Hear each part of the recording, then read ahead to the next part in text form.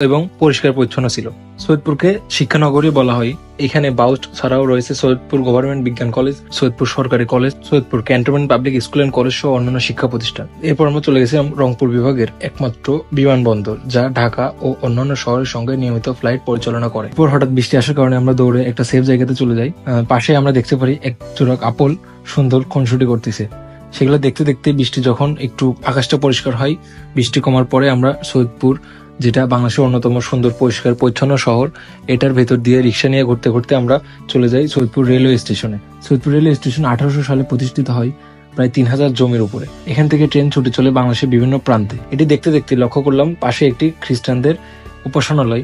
এটিও দেখতে অনেক সুন্দর ছিল, দেখেই মনে হচ্ছে এটি ব্রিটিশ আমলের তৈরি। এরপরে আমরা যাই দেশের বৃহত্তম রেলওয়ে কারখানা, যা সৈয়দপুরে অবস্থিত। এটি 1870 সালে 110 একর জমির উপর অবস্থিত। দুর্ভাগ্যবশত শুক্রবার হওয়ার কারণে আমরা এর ভেতরে ঘুরতে পারি নাই এবং আপনাদের দেখাতেও ব্যর্থ আমরা। এটির চারপাশে ঘুরে দেখে মনে হলো যে ভেতরে অনেক সুন্দর। তারপর আমরা ভ্যান নিয়ে শহরের ভেতরে চলে যাই। শহরটা দেখতে দেখতেই আমরা